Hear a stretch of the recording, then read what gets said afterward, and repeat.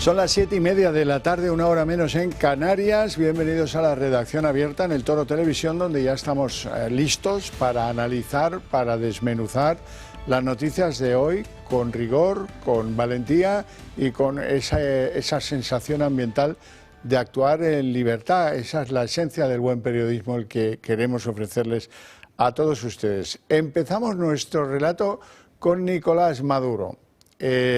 Este hombre que, en fin, en lugar de explicarles a los venezolanos cómo es posible que Venezuela o alguien de Venezuela tuviera en Moscú al menos 104 lingotes de oro, en lugar de decir, oiga, investiguemos a Delsi a ver de dónde ha salido esto, debe ser que lo conoce, ¿verdad? ¿A qué se dedica Maduro? Pues ahora a hostigar a España y decir que España debe pagar ahora reparaciones por la conquista. Venezuela quiere, junto a un grupo de países de América Latina, también hacer una reclamación profunda para que pague España las reparaciones por el robo, el saqueo de nuestras tierras y el esclavismo y el sufrimiento que sufrieron nuestros abuelos indígenas y nuestros abuelos africanos. Bueno, pues ya saben cómo va la cosa. Espero que le quede poco tiempo al frente de la República Bolivariana de Venezuela por el bien de los venezolanos, que somos buena gente, no tienen nada que ver con este tío. Kamala Harris, la candidata demócrata a las elecciones presidenciales en Estados Unidos, vive momentos malos de popularidad, vive momentos de erosión de esa ventaja que le daban frente a Donald Trump. Parece que esto se va poniendo cada vez más complicado para que la vicepresidenta con Biden consiga ser presidenta del país. Y a ello no ayuda la divulgación de unas declaraciones suyas que vienen a ser como lo de Maduro, pero en la parte anglosajona de América. Ahí sí que no quedaron indígenas, o muy pocos, la verdad. Dice la señora Kamala Harris que los exploradores europeos comenzaron una ola de devastación para las naciones tribales. Sí, señora, sí. En el caso anglosajón, ello se debió a la conquista del oeste. La hemos visto en no sé cuántos films hechos por Hollywood, ¿verdad? El ánimo de colonizar, iban matando a los indios, así se establecían los colonos. A veces llegaban un poco antes y murieron algunos, justo reconocerlo. Ahora, 400 años antes de eso, la colonización del oeste de Estados Unidos es de 1850, 60 y 70. Por eso digo 400 años antes. La colonización del tal Colón, del tal Hernán Cortés, si acaso, es verdad, produjo muertes violentas en enfrentamientos militares, pero la mayor parte de las víctimas murieron porque, sin quererlo, los europeos llevaron enfermedades a América, que no se conocían allí y que diezmaron a las poblaciones autóctonas. También se trajeron algunas de América a Europa, que produjeron también que se diezmase la población en Europa. Esto, desde luego, escapa del conocimiento o del análisis tanto de Kamala Harris. Ahí hay un punto de culpabilidad, yo no digo que no, sobre todo el análisis que hace el conductor de autobuses de Caracas, Nicolás Maduro. Bueno, y la verdad es que hay que estar alerta porque parece que esto del panorama geopolítico internacional no ha terminado de apagarse una llama y se enciende otra en otro punto del globo. Este es el asunto que quiero comentarles. Corea del Norte y Corea del Sur están en un escenario de tensión, pues como no se recuerda desde que terminaron las hostilidades de la guerra de Corea. Bueno, y van a ver ustedes cómo se lanzan de todo y se van destruyendo carreteras cerca de la frontera entre ambos países, que está desmilitarizada, pero que es uno de los puntos más peligrosos desde el análisis que puede hacer cualquier geoestratega del mundo. Bueno, y vamos a ir a Israel, porque en Israel ha habido un acuerdo que ha tranquilizado y mucho al mundo petrolero, al mundo de la geopolítica tomada como riesgos, análisis de riesgos, y es que parece que Netanyahu se ha comprometido ante Washington a no atacar objetivos, instalaciones nucleares de Irán. No sé yo si Netanyahu esta vez cumplirá su palabra, porque ya saben que Joe Biden le califica de tremendo mentiroso y otras cosas más feas que no vamos a repetir, ¿no? El conflicto, aparte de esta pues buena noticia, sigue pues encasquillado en lo mismo. Imágenes tenemos hoy de un cohete de Hezbollah que explotaba cerca de Haifa, cerca de la costa de Israel, y pues de cómo pues poco a poco esto se convierte en lo natural en algunos lugares de Israel, lamentablemente, hay que decirlo, claro que sí. Y ahora viene una gran noticia que puede que cambie alguna cosa en Europa. La señora del consenso de la Agenda 2030 y del Pacto Verde y todo esto, la señora del Grupo Parlamentario Popular Europeo y presidenta de la Comisión, Ursula von der Leyen, ha dado un giro importante, lo van a ver, miren, se lo cuento. Ha enviado una carta a los 27 países miembros de la Unión Europea en la que ella propone la instalación de centros para enviar la inmigración ilegal fuera de las fronteras de la Unión Europea. Esto supone un cambio, un giro copernicano de la señora von der Leyen, supone un endurecimiento muy claro de su discurso y supone, le guste más o menos a la gente de su grupo, que se está acercando a las políticas que establecieron los países europeos más radicales o considerados así hasta ahora, los que quieren o están decididos a limitar, controlar, reducir y en algunos casos impedir la inmigración ilegal en Europa.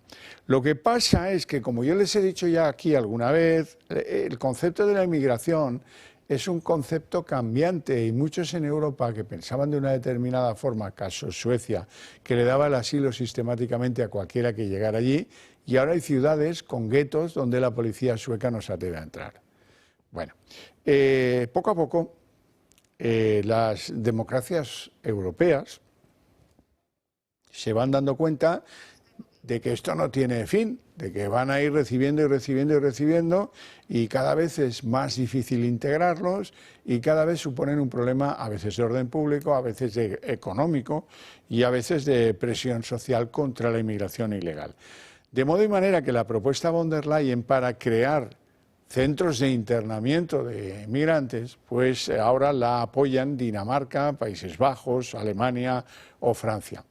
Von der Leyen no ha hecho más que copiar lo que hace Giorgia Meloni, que pues decidió llegar a un acuerdo con Albania, crear un centro para enviarles la inmigración ilegal que llegaba a Lampedusa y a donde llegase, y por cierto que habían enviado el primer contingente de 16 inmigrantes, algunos, la mayor parte de ellos egipcios. Bueno, en España hoy han llegado 2 cayucos a El Hierro y de los 150 y tantos que iban en ellos, casi la mitad eran de Pakistán. ¿Y esto qué significa? Pues significa que en el mundo del que se atreve a salir de su país para llegar a Europa, España ha pronunciado una llamada general. Vamos a regularizar a todo el mundo. ¿Cómo va a venir gente a España en cayuco, al Hierro, Canarias, desde Pakistán? Pero qué barbaridad es esta. ¿Y cómo lo hacen? Ese es otro análisis, ¿verdad?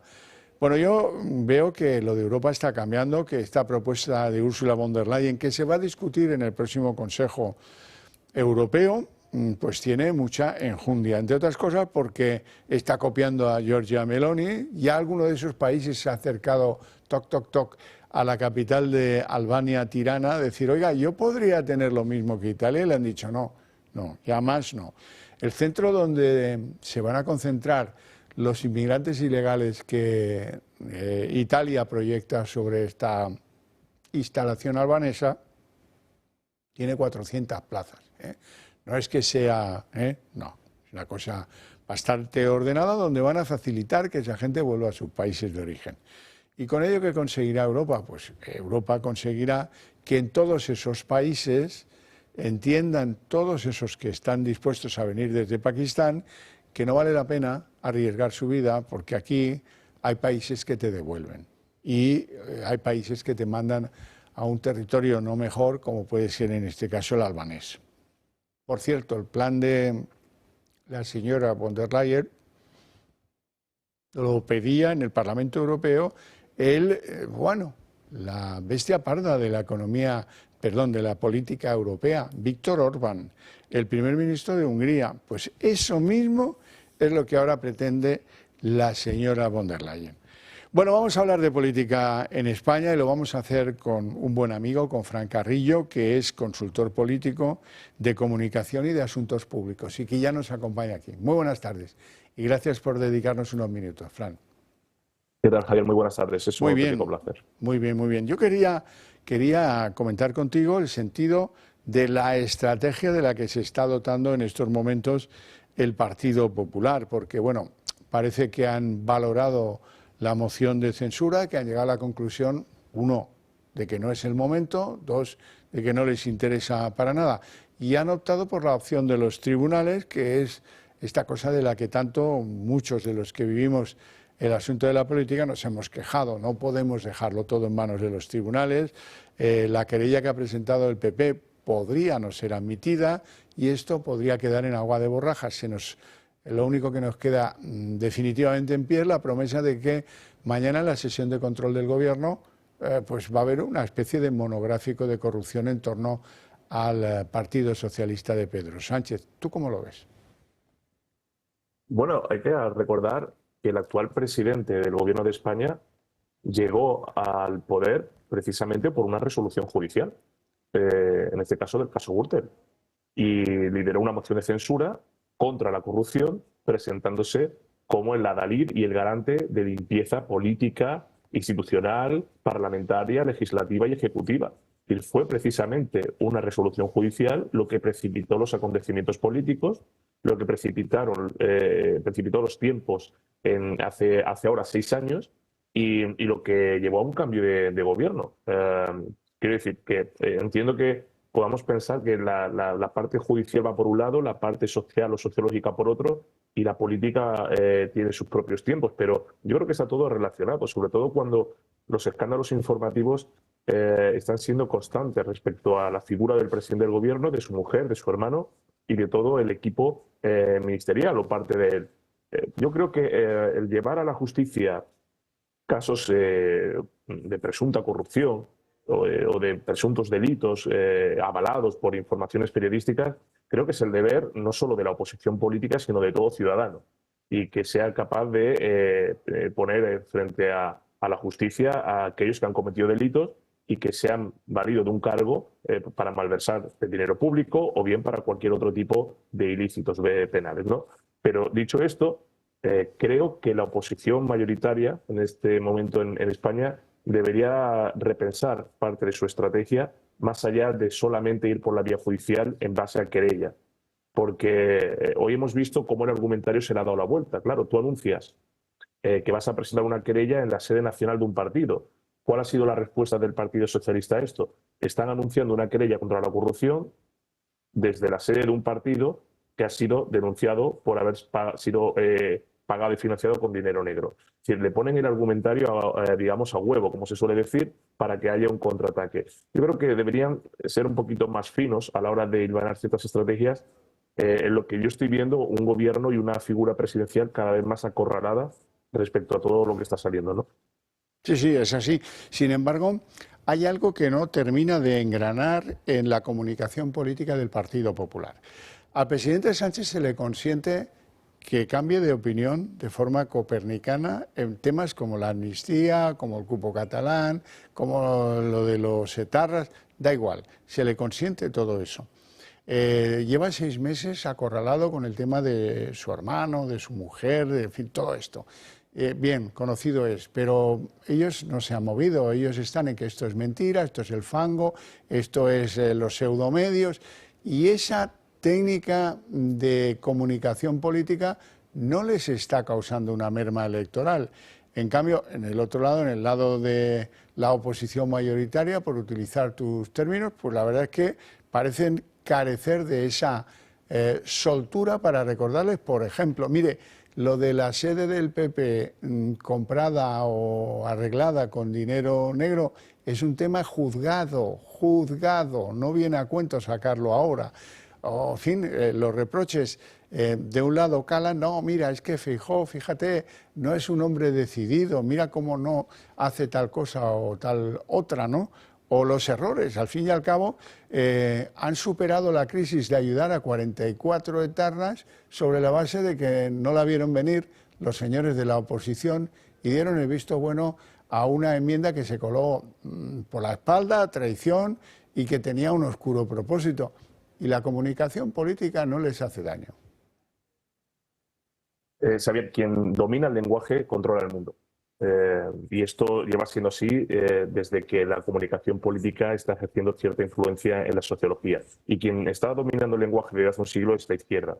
Desde Gramsci controla la propaganda, controla la comunicación, controla gran parte de los medios de comunicación y controla las narrativas que utiliza la gente. Entonces, en ese dominio del lenguaje saben imponer cuáles son los temas que hay que debatir, saben cuándo tienen que defenderse, saben cuándo tienen que atacar y sobre todo saben cuándo dominar lo que es el relato social. Y eso la derecha nunca ha sido muy hábil porque ha considerado que en base a los hechos y en base a la gestión su propio programa político se explicaba solo. Y esto no es así. Controla a la sociedad quien controla el lenguaje, quien edifica un lenguaje, quien es capaz de crear un universo narrativo nuevo, quien es capaz de alterar los marcos, los debates que se están estableciendo, las prioridades, quién es el enemigo, quién es el aliado, quiénes son los buenos, quiénes son los malos, dónde está el bien, dónde está el mal. Eso sí ha sido desde el principio.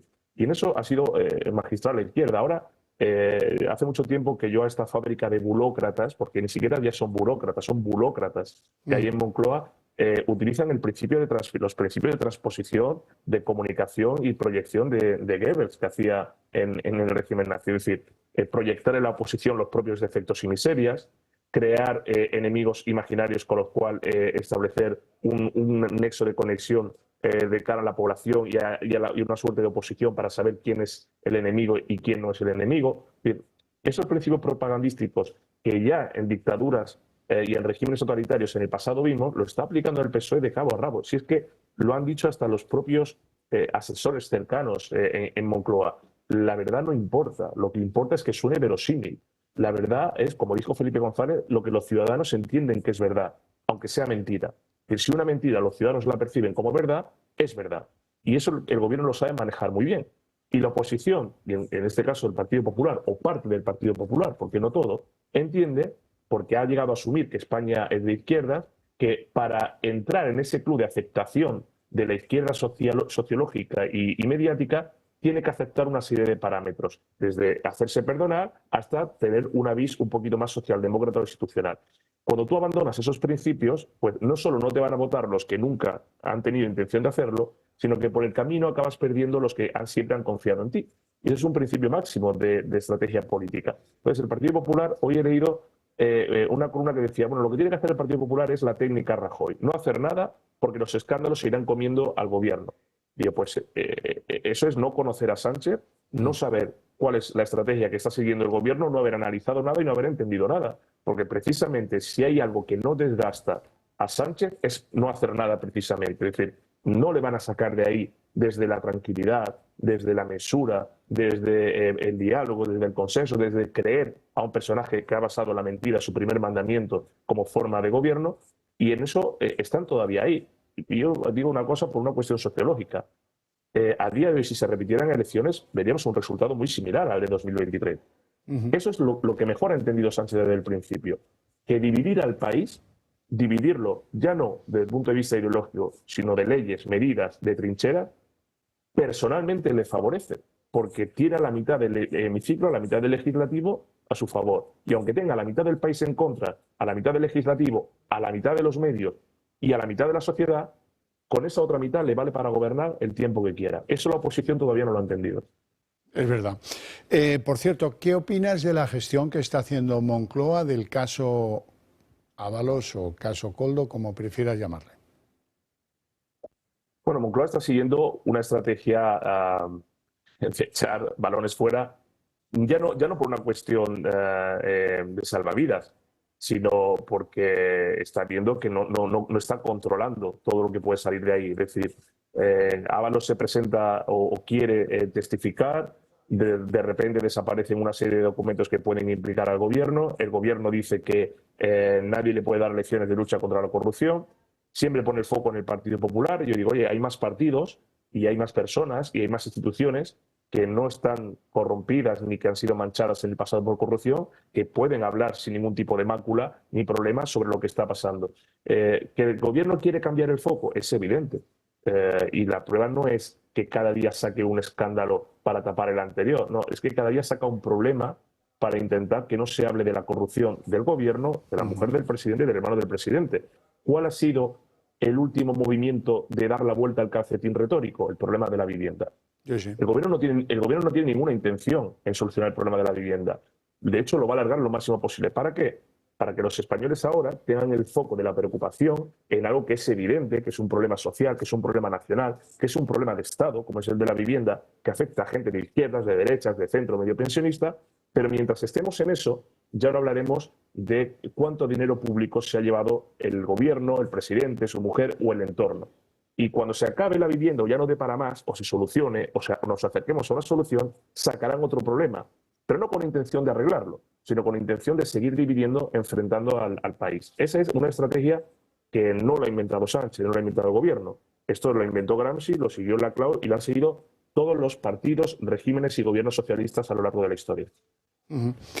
Fran Carrillo, un placer tenerte en el programa. Te agradezco mucho tus palabras y te deseo una feliz tarde. Muchísimas gracias, Javier. Los mismos deseos para vosotros. Un saludo a ti y a todos los espectadores. Un abrazo. Un abrazo. Bueno, yo creo que se ha contado con bastante claridad.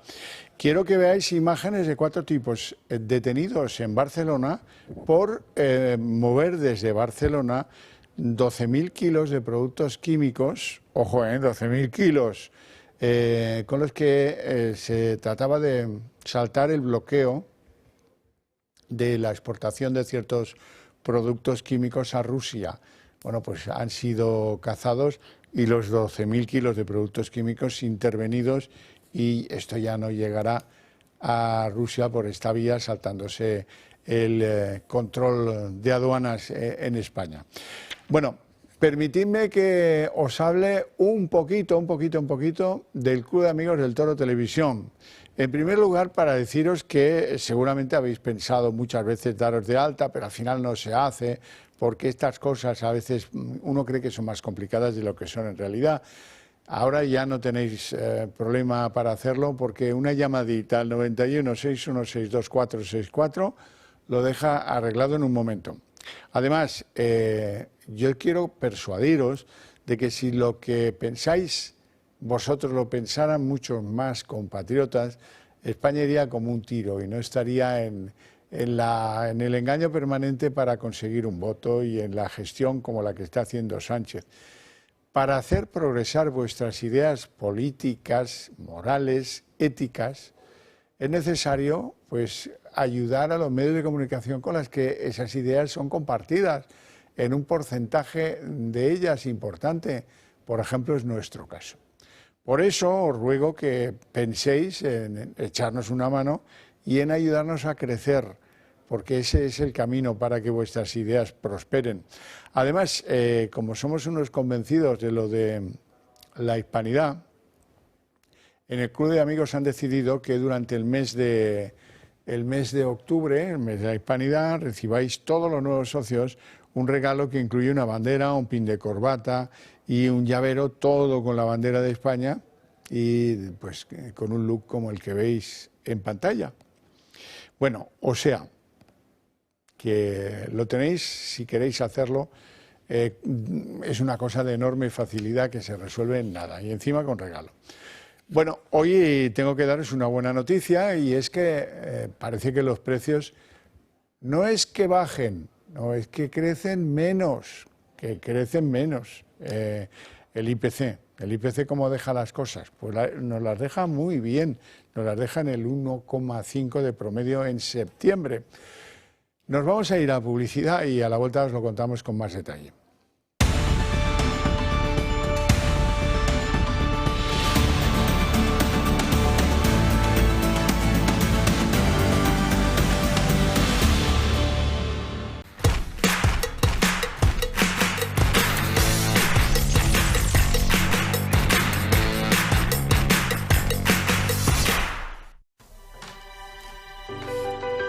¿Qué, hija? Otra vez no pasa nada, ¿no? No, papá, esta vez sí que pasa. Pero tranquilo, que ya estoy en buenas manos. Adeslas, lo importante es escucharte. Y ahora hasta 4 meses gratis. Cultivado en el regadío de Lodosa, Navarra, bajo la indicación geográfica protegida Espárrago de Navarra, este producto se ha convertido en la auténtica joya de la huerta de Conservas Perón. Seleccionan y clasifican los espárragos nada más haber sido recolectados. A continuación, se pelan mediante maquinaria o a mano y se cortan por el tallo con el fin de igualar su tamaño.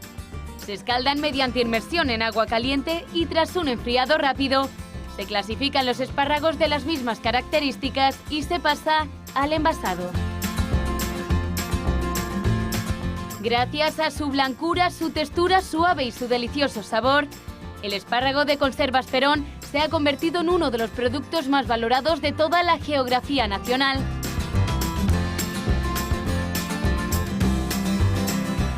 Llame al 948 69 3401 o entre en su página web www.conservasperón.com. Conservas Perón, de la mata a la lata. Somos más de 48 millones de españoles y somos muchos los que pensamos diferente a lo que vemos. ¿Te imaginas poder decir lo que piensas sin tapujos? Y escucharlo, no se pierda. Digo lo que pienso. ¿Quieres reducir el gasto de refrigeración y calefacción de tu comunidad?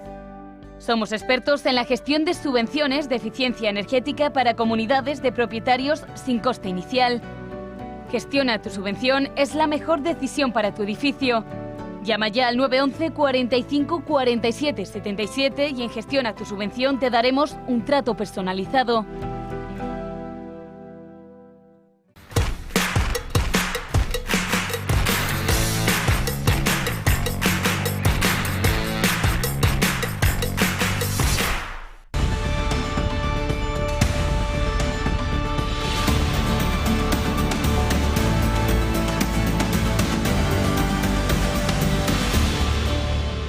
Como os comentábamos antes, la inflación parece que se modera. El IPC tiene un buen resultado en el mes de septiembre y, ojo, eso no significa que la alimentación haya bajado en precios, sino que su aumento es menos relevante que en meses anteriores.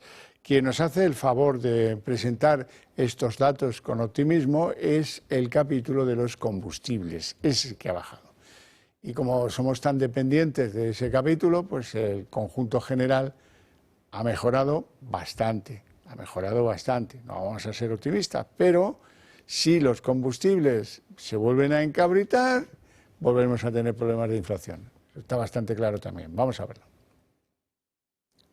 El IPC baja un 0,6% en septiembre en relación con agosto y recorta 8 décimas su tasa interanual, hasta el 1,5%. Supone la cifra más baja desde marzo de 2021, según el Instituto Nacional de Estadística. Todo esto se debe al abaratamiento de los carburantes, de la electricidad y también de los alimentos. Principalmente la moderación del aceite de oliva se nota, aunque sigue siendo un 10,3% más caro que el año pasado. Ya no se coloca a la cabeza de la subida de los precios porque ahora le desbanca el chocolate. Su precio ha aumentado un 20,7% en el último año. ¿Cuáles más han subido? Los zumos de frutas, el cacao en polvo y la carne de ovino y caprino. También se han encarecido, aunque en menor medida, las patatas y las especias. Y los que han bajado, porque sí, los hay. Otros aceites comestibles como el de girasol, de coco, de soja, la leche desnatada y las pizzas, cuyos precios han disminuido entre el 6% y el 3%. Bueno, pues casi la hora prevista, porque faltan segundos para las 8 de la tarde, vamos a abrir nuestra mesa de análisis político y les presento a nuestros invitados hoy. Doña Paula de las Heras, ¿qué tal? Muy bien, encantada de estar con vosotros. Me alegro de verte. Diputada del Partido Popular en la Asamblea de Madrid. Eso es. Bueno. Y don Luis Suñer, economista y vicepresidente de Acción Liberal. Muy buenas tardes, don Luis. Muy buenas tardes. Hay que ser precisos con lo de la inflación, si no la gente dice, otro que cuenta chaladuras si yo que hago la compra voy y no veo que esto mejore, ¿verdad? No, efectivamente, o sea, hay que separar lo volátil de lo subyacente, ¿no? Es decir, de lo que no sufre tantos cambios. Y entonces uno, claro, si se apoya en lo volátil, pues se dice, bueno, aprovecho y digo, mira qué bien va todo. Pero en realidad lo que tienes que ver es lo que lleva un recorrido más a largo, ¿no? La subyacente, claro, que está en el 2,4. Y ojo con el precio del café, porque hay una cosecha malísima en Brasil, no menos mala en Colombia o parecida, y eso pues, repercutirá en los precios de todos, y eso es un artículo que consumimos todos y en abundancia en España, por cierto. Bueno, vamos a ver, empezamos con nuestro devenir político. Hoy, en la mesa del Congreso, ¿qué dirán ustedes que han hecho respecto de esa enmienda de Sumar que favorecía que unos 40 etarras puedan salir antes de la cárcel, antes de cuando dijeron los jueces en España que por sus crímenes tenían que estar allí X los años? El truco ha sido sumarles penas cumplidas en Francia, pero por otros delitos, y decir aquí ante todos ustedes que son el mismo delito, ¿eh? O sea, en Francia fueron a la cárcel 5, 6, 7 años por pertenencia a banda armada, y aquí están en la cárcel porque asesinaron a 1, a 2 o a 7. Y un delito es una cosa y el otro es otra. No es el mismo, como dice Pachi López, el jurista de Baracaldo. No. O de Portugalete, ahora no me acuerdo de dónde es. Pero sí, en la Universidad de Leyes, Bolonia la Nueva de Portugalete. La cosa es que, como todos podíamos anunciarles ya ayer, la mesa del Congreso se ha tomado chirigota que el Senado, donde el PP tiene mayoría, pues decidiera ayer tumbar esta reforma, esta enmienda. Y bueno, hombre, podrían haber hecho cosas mucho más dignas. Por ejemplo, hombre, pues si la Cámara Alta decide tumbar esto, vamos a redebatirlo en la Cámara Baja. Ya sabemos que el resultado hubiera sido el mismo que hemos tenido. No. Se han reunido en la mesa y en un cuartito de hora han decidido que esto ya, que vaya al BOE y se publique. Pues esto es lo que hay. Más allá no se puede ir, y es verdad que hubo pues un error, que no se valoró adecuadamente esta enmienda, que no la vieron venir, que como el portero de fútbol que ve caer el balón y hace vista, tiene el brazo y se cree que va afuera y entra adentro. Bueno, pero tampoco hubieran podido hacer mucho más que dilatar el proceso, eso hay que tenerlo en cuenta. Paula. Bueno, yo creo que lo primero tenemos que pedir perdón. Sí. Porque es un error que podemos cometer cualquiera de los que legislamos, pero bueno, pedir perdón y siempre tenemos que estar mirando a lo que está haciendo Pedro Sánchez, ¿no? Que es terrible, que lo único que está legislando es para atentar contra las garantías constitucionales, que es ir en contra de las víctimas de violencia de género, contra las mujeres con la ley del solo sí es sí, o la misma ley esta, la amnistía, la del terrorismo. O sea, solamente está legislando para atentar contra los colectivos más vulnerables o contra las personas que realmente hay que defenderlas, como pueden ser las víctimas de violencia y de terrorismo. O sea, Luis. Bueno, esto es un paso más en el precio que está pagando Sánchez por mantenerse en el sillón. Es decir, con los filoterroristas ha pactado que los va a reducir las penas y que los va a ir escarcelando, él porque los ha trasladado al País Vasco y él porque ha cedido la competencia. Entonces, en este caso es simplemente un paso más en este proceso de escarcelación que ha acordado con los filoterroristas. Ahora, ¿por qué va tan rápido en este momento? Pues porque lo que no quieren que se vea es lo que en realidad están haciendo, que es escarcelar asesinos etarras. Entonces, cuanto más rápido lo puedan hacer, y menos explicaciones tengan que dar, pues digamos, menos efecto tiene. No contaban con lo que ocurrió, ¿no?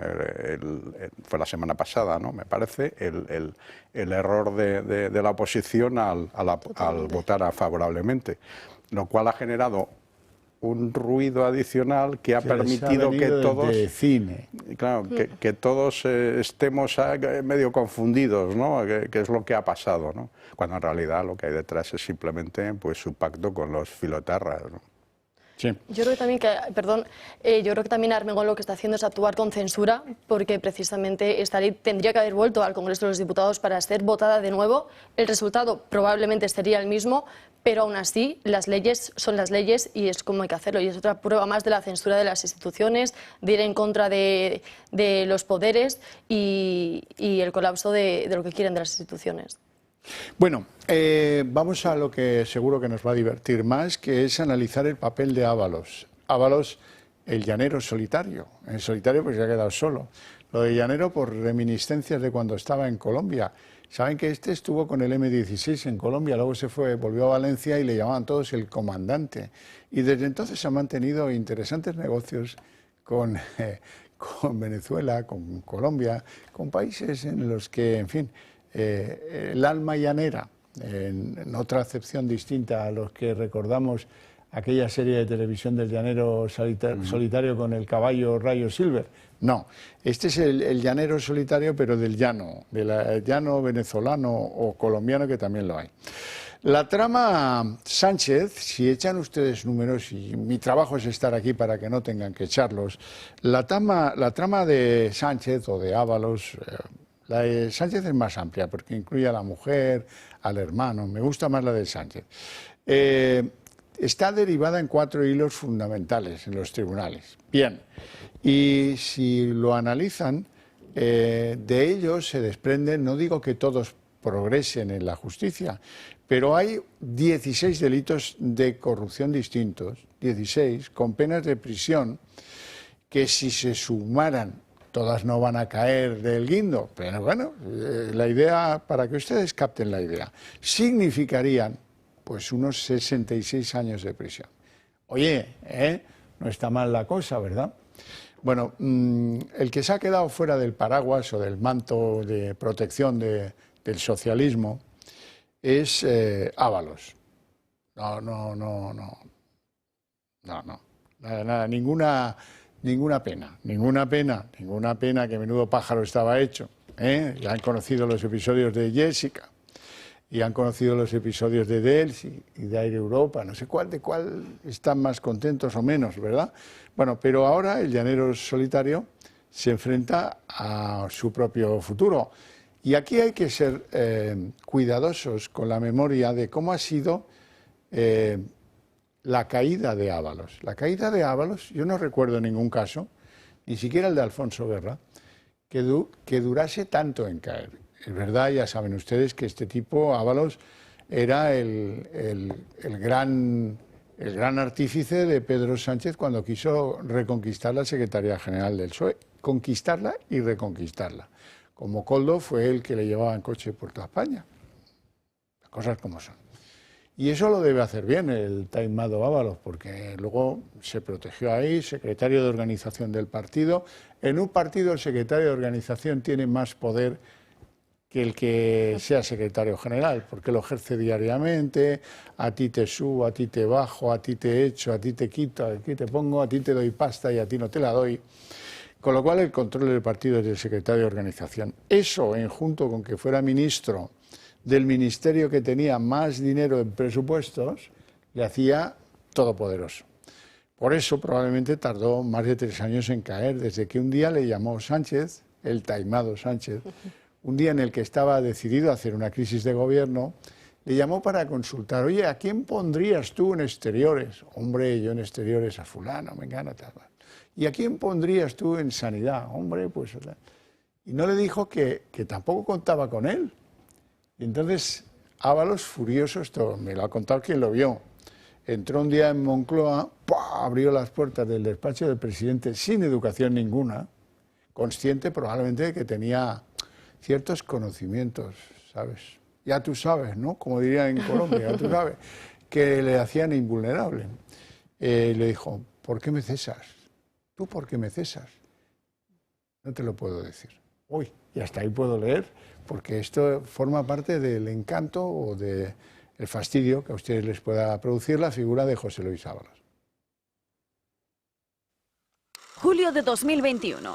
Sánchez y Ábalos mantienen un encuentro en la Moncloa. Según trascendió de fuentes cercanas al momento, fue una reunión breve pero tensa, la mantenida entonces entre el presidente del gobierno y su mano derecha. Sánchez le anunció su cese como ministro de Transportes y no le dio ningún motivo. Lejos habían quedado entonces los días en que el apodado El Jefe le había defendido en el Congreso por el caso del sí. Desde entonces, para Ábalos, que había apoyado a Sánchez desde su caída en el PSOE y aupado más tarde para alcanzar la presidencia del gobierno, había dado comienzo tan solo al inicio de su caída, como el hombre que lo fue casi todo, a nada. Mantuvo eso sí las esperanzas al ser incorporado en las listas del PSOE para el Congreso, a raíz de aparecer su nombre en los informes de la UCO sobre el caso Koldo y la detención de su hombre de máxima confianza que daba nombre a la trama. El Partido Socialista le dio de baja del partido. El ya exsecretario de Organización de los Socialistas no renunció a su cargo y se fue al grupo mixto. El que fuera hombre fuerte del PSOE dice que ya no le debe nada a los suyos, y eso a pesar de que hace unos días pidiera de nuevo ingresar en el partido porque dice fue expulsado de manera arbitraria. Los pisos pagados por la trama, un chalet y un inmueble para su novia, y hasta un sueldo solo por acompañarle en los viajes, han abierto aún más la puerta a su más que posible imputación por el Tribunal Supremo. Él ahora amenaza con tirar de la manta y sacar a la luz informaciones que afectarían tanto a Ferraz como al Ejecutivo. Sinceramente, viendo al señor Ábalos, entiendo perfectamente a la muchacha esta, Jessica, que si no es cobrando, ¿cómo va a acompañar a Ábalos de viaje, verdad? Bueno, dicho esto, que no es muy apropiado, por mi parte, les tengo que decir que el acuerdo parece que era que fuera de número 5 en la lista europea. Pero todo eso se ha hecho añicos, Paula. No es número 5, es número 2. Aunque se quieran desvincular de él, sigue siendo número 2 con o sin Sánchez. Ábalos está implicado, Begoña está implicada, 50 altos cargos están implicados, no sé cuántos ministerios también están salpicados. Yo creo que es el caso de corrupción que más aristas políticas tiene. Va a costar derivar al gobierno con esto, porque se aferra a unos votos ilegítimos, por lo menos para mí, como son los de herederos de ETA y los nacionalistas o toda esta gente de por arriba. Pero yo creo que tendrá que caer por su propio peso y que en algún momento Pedro Sánchez tendrá que dimitir y llevarse de golpe a todos los ministros que están implicados, a su mujer y a toda esta gente que lo que está haciendo es un flaco favor a España y llevarnos a la ruina internacional. Luis, qué poca cosa somos, ¿eh? Mirándonos al espejo, qué poca cosa somos, qué poca sociedad civil tenemos. Este escándalo de las mascarillas tendría que haber saltado por los aires si en España hubiera 5 funcionarios decentes que hubieran levantado la voz y hubieran dicho, me voy al juzgado. ¿Cómo que están pudriéndose aquí unas mascarillas que se han pagado con dinero público? ¿Pero qué me está contando? ¿Y qué? ¿Que el choriceo de Koldo y las niñas acompañando al ministro no eran de conocimiento público, de la gente de protocolo del ministerio o de la gente que entraba y se los bedeles? Me da igual, me da igual.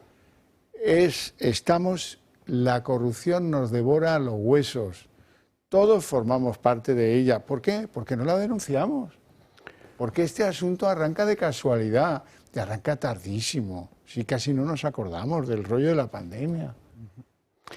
Sí, el hecho de que no aparezca nadie, salvo cuando ya aparece, porque un juez, digamos, ya te llama, ¿no? Y puede que tengas alguna responsabilidad por no haber hecho lo que debías hacer anteriormente, pues al final lo que refleja es digamos, el mal funcionamiento de la administración española en general. Es decir, ¿cómo es posible, ¿no?, que estos eventos, ¿no?, de corrupción que digamos que lo que aflora muchas veces es solo la punta del iceberg, ¿no? Nos preguntamos cómo se produce. Pues se produce porque las administraciones digamos, dan pie a que eso ocurra, que el poder político, ¿no?, o lo ocupe, ¿no? Y entonces pues al funcionario lo que le queda es callar para no verse perjudicado durante esa legislatura, ¿no? Y no verse apartado o bueno, pues, o participar, ¿no?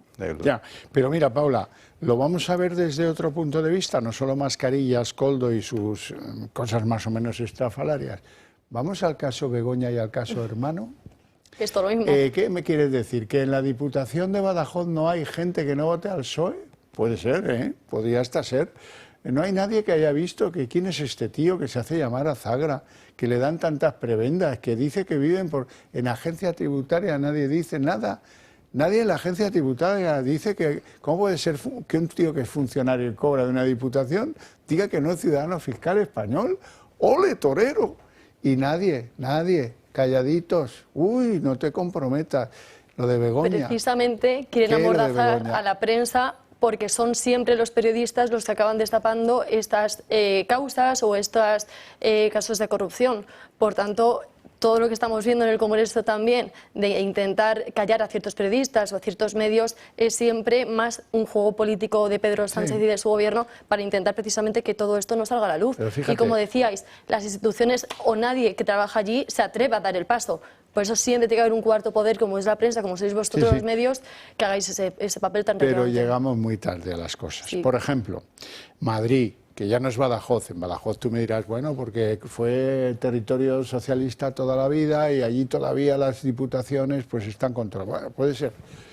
Pero Madrid, ¿me estás diciendo que en el Instituto de Empresa no hubo barricadas en los pasillos para cuando vieron que allí se colaba la mujer del presidente sin mérito ninguno académico o personal? Que habla, que parece que da pena, si es para darle €1 cada vez que abre la boca esta señora. Y luego se va a la Complutense, a la universidad más grande de España, que tiene miles de profesores. Y no se arma la de Troya porque ven pasar un cohete a la que le dan dinero público, 2 cátedras, y lo que allí hace lo que le da la gana a Barrabés. Lo malo es que yo creo que al final el PSOE lleva muchos años gobernando y tiene muchos satélites a su alrededor que han sabido cómo adentrarse en la sociedad, en las instituciones, en las asociaciones, en los colectivos, para así hacer un engranaje muy, muy sólido y que todo esto avance. Y esos avances, al final, si no hay nadie que se atreve y los destape, porque precisamente a esta gente le va bien, pues ¿por qué lo van a hacer? Y lo que sigue, por ejemplo, desde la Asamblea estamos haciendo la comisión de investigación para restituir el buen prestigio de las universidades públicas y en concreto la Universidad Complutense, que ha sido tachada como tal. Bueno, de la Universidad Complutense yo ya me he manifestado, ¿no? que tiene una pérdida de reputación ya que va a ser muy difícil reparar. Pero me voy a centrar en el Instituto de Empresa, porque el Instituto de Empresa... Al final harán como en el chiste.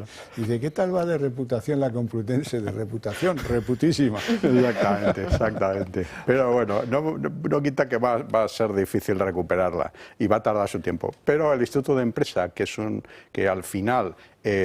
todos presuponíamos, ¿no? que era una entidad privada, eso, dedicada a la excelencia, al mérito, digamos, a captar a los alumnos por su talento, ¿no? Que otros pueden decir, bueno, a lo mejor es por su dinero, pero no, lo captan por su talento. Por su talento. Y el ánimo es influirle para que sean personajes éticos exactamente. En su brillantez académica. Y luego que además cuando finalizan sus estudios allí, pues que cuando el empresario o la empresa o el que sea lee su currículum, digamos, valora, ¿no? de dónde ha estado. Claro. Entonces a mí es lo que más me sorprende, que una institución como el Instituto de Empresa, que tiene ese prestigio, y además un prestigio a nivel mundial, se haya prestado a este asunto. Y es lo que me tiene muy sorprendido. Yo no conozco a los personajes, ¿no? por así decirlo, no, cuál ha sido la causa, ¿no? de hacerlo. Es verdaderamente asombroso. Y las empresas del IBEX dándole la pasta que ella iba a pedir y haciéndole programas que luego lo ponía su nombre en el registro. Pero dígame, pero es que la calidad del país, a veces yo lo digo aquí muy apenado, porque me produce mucha pena ese país, que dan ganas de hacerse andorrano. Y si queréis un día os contaré, bueno, hoy mismo, después os contaré por qué me da pena lo de Andorra en muchas circunstancias. Tú te asombrabas de lo del llanero, de los llanos venezolanos, ¿verdad? Sí, más o menos. Pues mira, ahora nos va a contar María Vallejo de qué va esto de los intereses de Koldo en Venezuela. Pedro Sánchez está siendo salpicado por varios casos de corrupción. Su mujer, su hermano y miembros de su partido están inmersos en acusaciones e investigaciones. Pero debido a las últimas informaciones, hoy tenemos que hablar del caso Koldo. Ramificaciones de este caso hay muchas y que salpican además a varios ministerios, pero nos vamos a centrar en la que une al gobierno con Venezuela. Esta polémica ya saltó en el año 2020 cuando Delcy Rodríguez, vicepresidente de Nicolás Maduro, llegó al aeropuerto de Barajas pese a que tenía prohibido pisar suelo europeo. Con ella también llegaron 12 maletas de contenido desconocido.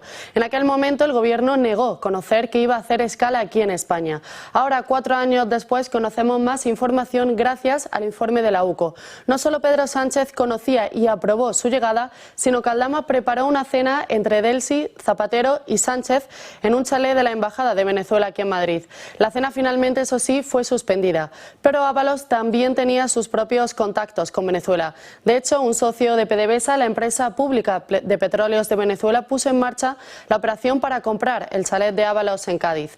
Ese socio, Enrique José Rodríguez Guillén, fue la parte compradora que pagó 6.000 euros. Un caso con muchas ramificaciones, pero que poco a poco, por las informaciones que vamos conociendo, va cuadrando todo.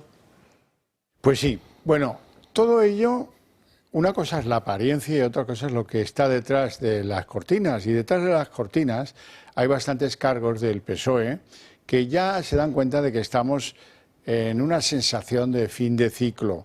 Ven riesgo de colapso, ven que pueden caerse los naipes, pum, pum, pum, pum, en relativamente poco tiempo.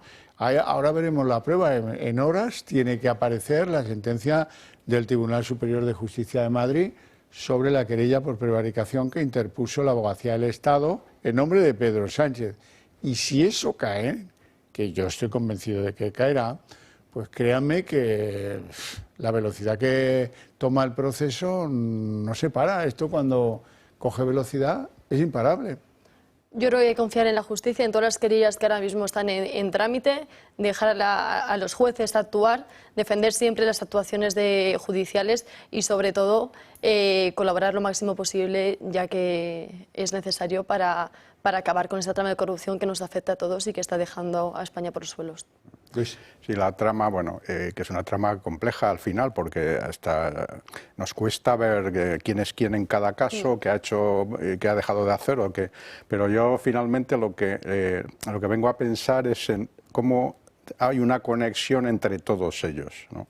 Es decir, entre Ábalos, Sánchez, Begoña, Aldama, el de Europa, Hidalgo, luego Marlaska, seguimos... Los oficiales de la Guardia Civil. Exactamente, luego los oficiales de la Guardia Civil. Es decir, que se va extendiendo, o sea, poco a poco vamos conociendo, porque esto comenzó de una manera, lo trataron de tapar, trataron de decir, bueno, ahora dirán que Ábalos es el único culpable, que el chivo expiatorio y tal, pero poco a poco van a seguir apareciendo, ¿no?, personajes que están, o personas que están implicadas. Eso si no se decide por cantar.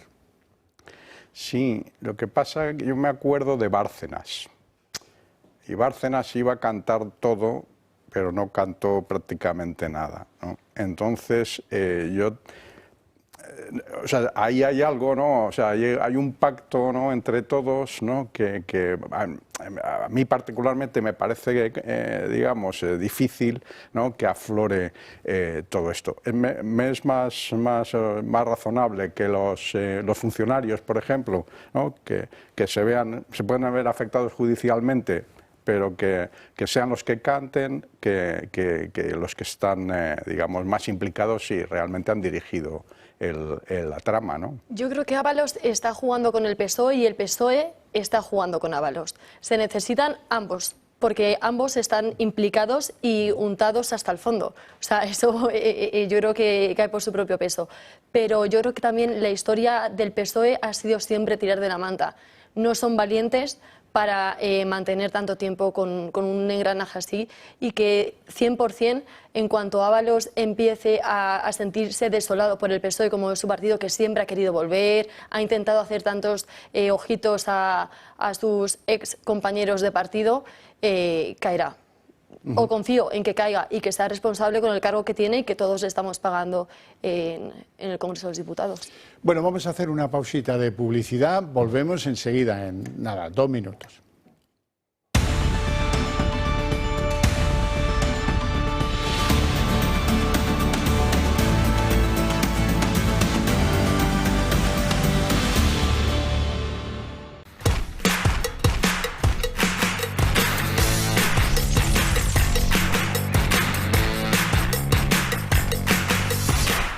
Estimado presidente, se me está torciendo un diente. Quisiera, a ser posible, unos brackets invisibles. ¿Y si por una vez es la economía la que te entiende a ti?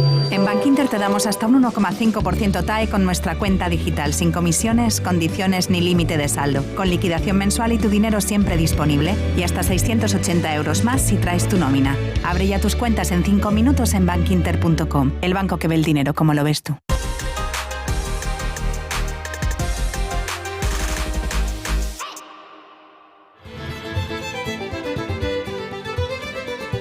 Hoy en Recomendaciones del Toro por España nos vamos a Vedra, en La Coruña.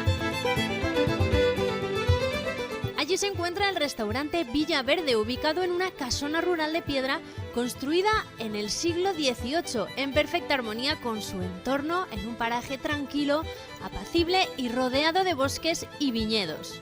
Podrá disfrutar sus mariscos más tradicionales y pescado salvaje. Entre sus carnes, gallo de corral con salsa de jerez y miel, solomillo de ternera gallega y sin olvidarse de los mejores productos de la huerta y sus platos de pesca de río. Visite el restaurante Villa Verde. Es una recomendación del Toro Televisión.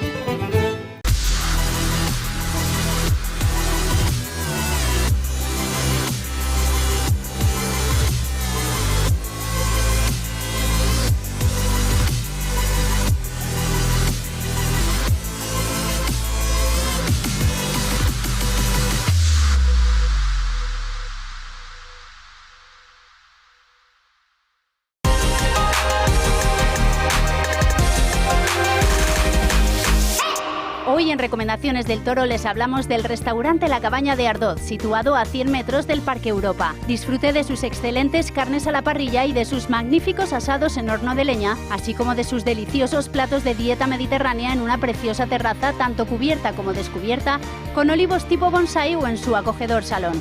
También puede celebrar sus eventos importantes, tanto personales como de empresa, en su salón superior con vistas panorámicas del local, o cierre sus negocios discretamente en su sala privada. Es una recomendación del Toro Televisión.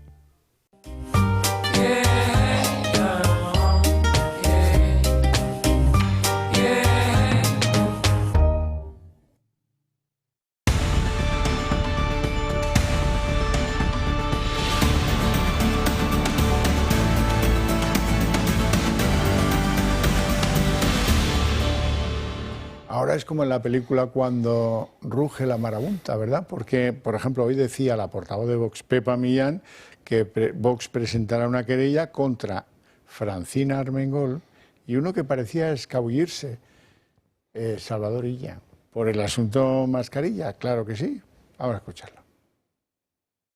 Como saben, estamos personados en las causas y nuestro equipo jurídico trabaja continuamente para que se esclarezcan los hechos, se depuren responsabilidades y se devuelva el dinero. Además, tras el informe de la UCO, también quiero recordarles que hemos ampliado la querella a Globalia y contra Salvador Illa, que hemos presentado una querella contra la expresidenta de Baleares por los contratos durante la pandemia, la señora Armengol, presidenta hoy de esta Cámara, y además hemos solicitado personarnos como acusación en el caso del IVA de los hidrocarburos y también hemos pedido la reapertura del caso del SI. Bueno, pues nada, ya están puestos los mimbres para que ahora se pueda tejer el cesto, ¿no? Sí, porque también nos estamos concentrando demasiado en Ábalos o en Begoña y en Sánchez y estamos perdiendo el foco sobre Illa, Marlaska, Armengol, es decir, que todos ellos son parte de la misma trama. Han hablado del IVA de los hidrocarburos, este es un asunto más complicado, ¿no? Porque al final, para mi gusto, se parece mucho a los fraudes, al fraude carrusel de IVA, ¿no? Y entonces es un tanto complicado de mantener, pero sí es verdad, o sea, de gestionar y de hacer y de entender. Pero sí es verdad que el señor Aldama, que estuviera, o sea, es el perejil que está en todas las salsas, ¿no? Es decir, que está digamos, con sus contactos en la administración, ¿no? Sacando provecho y luego para hacer actividades, o sea, para delinquir, en realidad. Sí, ¿no? A lo mejor esto hasta tiene que ver con Venezuela, en tanto que él tenía contactos allí, podía importar determinados petróleos y luego venderlos haciendo fraude. No es una exigencia moral, claro, solo ha decidido hacer él así, de mal, así de mal. Lo que pasa es que, hombre, todo esto de el fraude en hidrocarburos, a los ojos de un servidor de la justicia, que siempre son un poquito miopes, se circunscribe a una pregunta fundamental. Dice, hombre, ¿esto por qué daban ese dinero? Dice, para conseguir licencias. Pues ya está, penalti y expulsión, ¿no? Claro, efectivamente. Es la misma historia de siempre. Es que yo creo que es cíclico, ¿no? La historia del PSOE se repite año tras año y presidente tras presidente. Hace unos años con Zapatero también se hablaba de las petroleras, con las comunicaciones que tenía con Caracas, con PDVSA, con Maduro, con Venezuela y con todas. Es extensión de lo que es la historia del PSOE. Entonces yo creo que al final, a la larga, todo esto se irá solucionando y saliendo a la luz, y es necesario, de verdad que es necesario, porque hace un flaco favor, lo decía antes, es una vergüenza que gobierno socialista tras gobierno socialista siempre estemos en las mismas, siempre haya un caso de corrupción detrás, ya sea a nivel interno de partido como a nivel exterior o internacional, que afecte a todos.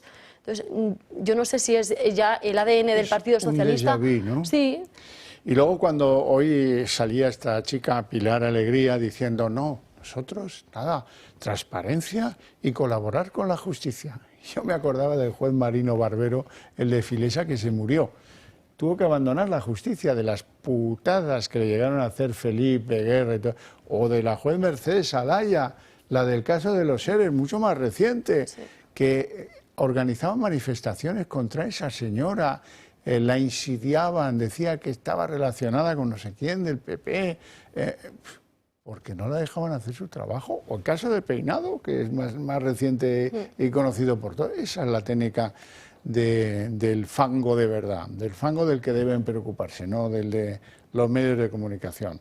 Los medios de comunicación publicamos cosas y respondemos por ellas. Y en los tribunales hay cantidad de sentencias que así lo acreditan y demuestran. Pero bueno, hay moción de censura, sí o no. Bueno, pues ha habido una mala interpretación en torno a Junts, que parece que ha dejado una puertecilla entreabierta y luego la han ido a cerrar enseguida. Laura Borràs, por cierto, condenada por corrupción, dicho sea de paso, no se nos vaya a olvidar. Venga, vamos a verlo. Junts vacila con acercarse al PP y apoyar una moción de censura para echar a Sánchez de la Moncloa. No descartamos absolutamente nada. Nuestros votos no pueden ser dados por hechos en ningún caso. Y creo que esto ahora ya está el Gobierno empezando a comprenderlo. Nosotros los vamos a hacer valer para que se cumplan los acuerdos que hemos firmado, sin descartar ningún otro escenario. Dice Laura Borràs que Junts aún tiene que hacer valer sus 7 votos en el Congreso, aunque minutos más tarde ha matizado sus palabras, dando a entender que han sido sacadas de contexto. En Esquerra dan por hecho que sí que pactarán con Feijóo. Feijóo será presidente con los votos de Junts. Pero lo cierto es que entre el Partido Popular y los de Puigdemont no ha habido ningún tipo de contacto, tampoco con Vox, que marca ya sus líneas rojas. Nosotros apoyaríamos una moción de censura presentada por el Partido Popular si se comprometen a la convocatoria inmediata de elecciones y que no hay ningún tipo de pacto con Junts. Entre los socios del gobierno de Podemos y Sumar no han sentado nada bien siquiera los planteamientos iniciales de Junts de no descartar ninguna posibilidad.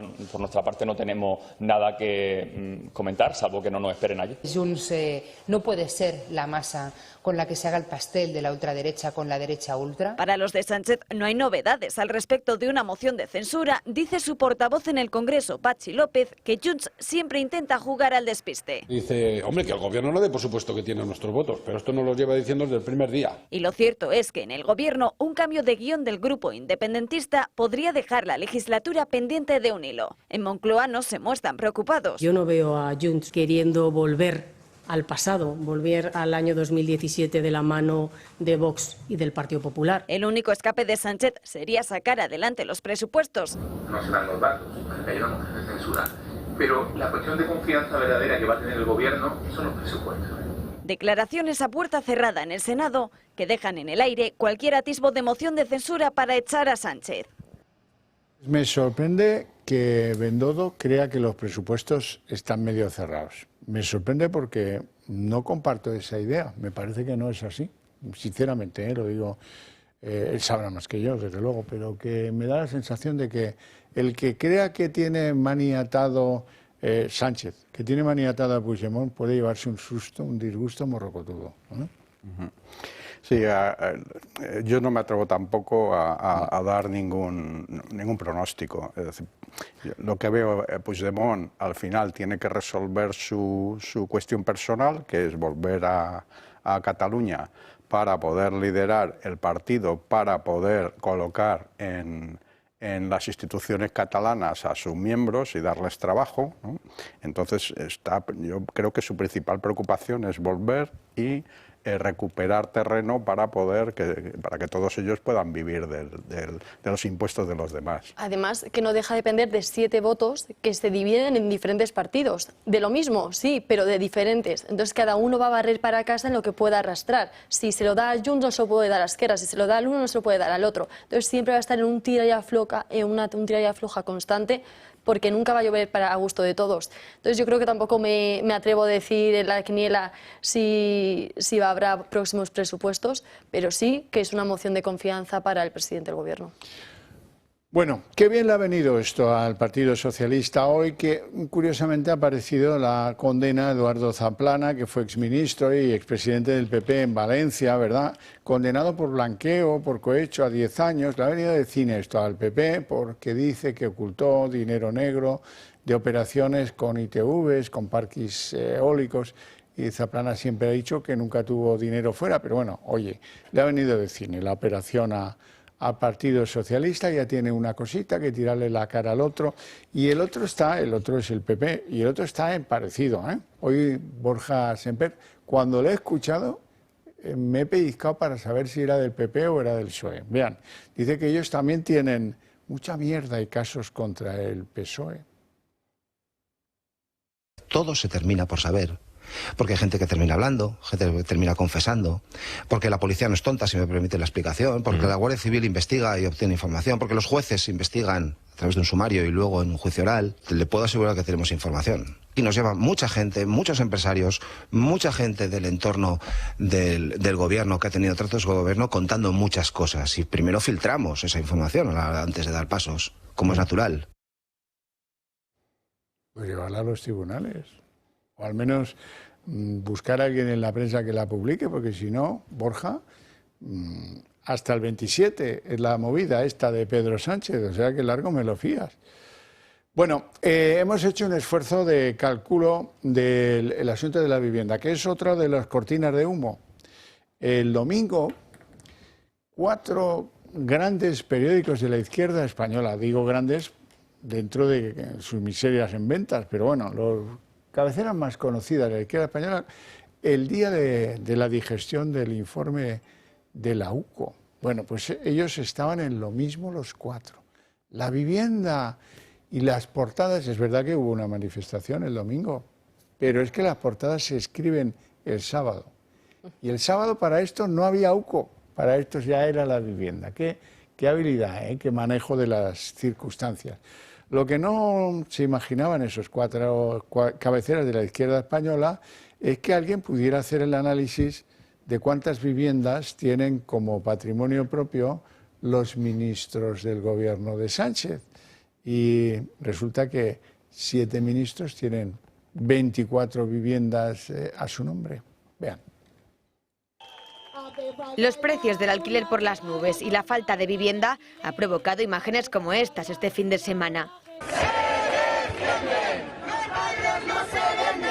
Miles de personas, entre ellas sus propios votantes, le piden a Pedro Sánchez una regulación de los precios y más ayudas, y aunque él y su gobierno hacen como que quieren entenderles, la verdad es que no mucho. ¿Por qué? Pues porque a ellos les afecta bien poco el tema de la vivienda. Para que se hagan una idea, solo entre el presidente y 8 ministros más tienen, atención, 28 viviendas. Si hacemos la media de eso, tocan a unas 3 casas cada uno, pero miren que así queda el reparto. Luis Planas es dueño ni más ni menos que de 5 propiedades en Córdoba, Málaga, Madrid y Marruecos. María Jesús Montero tiene 4 inmuebles, 3 casas y un local en Sevilla. Félix Bolaños ha declarado tener 3 viviendas, 2 en Madrid y 1 en Almería. Por cierto, que una de las casas que tiene en la capital alquilada le ha generado un ingreso anual de casi 12.000 euros. Óscar Puente tiene a su nombre un piso y 2 apartamentos en Valladolid. Pilar Alegría, ministra de Educación, posee 2 viviendas en Zaragoza y un apartamento en Castellón. Isabel Rodríguez, precisamente la de vivienda, cuenta con 3 propiedades en Ciudad Real. Y Óscar López ha declarado 4 casas. Yolanda Díaz, vicepresidenta del Gobierno, posee 2 viviendas en A Coruña y el presidente del Gobierno es dueño de 2 casas y 2 plazas de garaje en Madrid. Pero vaya, parece que hay 2 ministros que no siguen el ritmo de sus compañeros. Diana Morant, de Ciencia, y José Manuel Álvarez, de Exteriores, no tienen nada en propiedad. Solo ellos han declarado no poseer nada a su nombre. Pues mira, tú eres propietario de varias viviendas y sin embargo no se cortan un pelo a la hora de hacer declaraciones. Si uno tiene que vivir hasta los 30 años en casa de los padres, dice Isabel Rodríguez, eso no es libertad. Escúchenla. ¿Dónde está la libertad cuando uno tiene que estar viviendo con sus padres más allá de los 30 años? ¿Dónde queda la libertad cuando uno a los 40 tiene que estar compartiendo piso? ¿O dónde nos queda la libertad cuando para tomar la decisión de ser madre o de ampliar la familia nos encontramos con el inconveniente en nuestra vivienda? Ahí no queda libertad. Ahí lo que queda es una presión social, una emergencia social, como en tantas ocasiones he calificado, al problema de la vivienda. Vamos a ver, Isabel, bienes declarados a tu nombre. 3 viviendas, un trastero y 2 parkings. ¿Cómo? Vamos a ver. Cuando se dice parking, se dice plaza de garaje. Os lo digo por si lo están leyendo, no sean suspicaces. No es un descuento pronto pago ni nada parecido. Ahora, digo yo, si esta mujer había sido gestora de la Juventud Socialistas de Castilla-La Mancha y luego concejal de un ayuntamiento, el de Puerto Llano, y luego portavoz del PSOE en las Cortes de Castilla-La Mancha, y luego alcaldesa de Puerto Llano, se puede seguir fácilmente lo que cobraba, ¿verdad? Y además el marido, con todo el respeto por la profesión, es panadero de profesión. Y el marido, a los 2 meses de ser ella ministra, de que la designaran ministra para hacerle la camita, para que fuera la sucesora de Emiliano García Paje más pronto que tarde. Lo que pasa es que luego Emiliano García Paje, contra pronóstico, ganó las elecciones por muy poco margen, ¿no? Y se frustró la operación relevo. Pero a los 2 meses de ser ella ministra portavoz, resulta que al marido lo sacan de la panadería, se madruga mucho en las panaderías, todo el día las manos llenas de harina, qué coñazo, no. Y lo ponen de director de Relaciones Institucionales de la empresa más importante de Castilla-La Mancha, que es Solaria. Sorprendente, ¿no? Tampoco me han aclarado en esa empresa qué significan las relaciones institucionales, más allá de que se supone que será el palafranero el día que llega Emiliano, o que si visita la empresa el ministro estará allí para abrir las puertas y ese tipo de cosas de los protocolos, ¿verdad? ¡Ay! ¡Qué malos son! Bueno, son ya varios los temas en los que se van, digamos que se concentran en este apartado. Pero dejando de la procedencia de los ingresos, ¿no? Como dejamos hoy, por ejemplo, el caso del hermano de Pedro Sánchez, ¿no? Es decir, procedencia que desconocemos y que tirando de calculadora no es explicable. Me iría al lado de estos ministros, ¿no? Que confían en el ahorro, ¿no? Y en la inversión ¿no? en patrimonio inmobiliario, ¿no? Que por otro lado, ¿no? Se están dedicando a destrozar la oferta, ¿no? La oferta de pisos en alquiler, vía desproteger al propietario, vía poner barreras al suelo urbanizado, que no urbanizable, al urbanizado ya. Y por otro lado, porque dices, bueno, yo soluciono el problema aumentando la oferta, estos se dedican a reducirla, o reduciendo la demanda. ¿Y qué pasa? Que esta gente se dedica a incrementar la demanda. ¿Cómo? Pues porque los salarios, o sea, con la presión fiscal que ellos ejercen, pues los salarios españoles cada vez son más bajos. Entonces ya no puedes comprar. Entonces te tienes que buscar alquilar. Entonces subes la demanda de alquiler. O sea, está haciendo justo políticas que van en contra de cualquier... diría de cualquier dedo de frente, por no decir de teoría económica.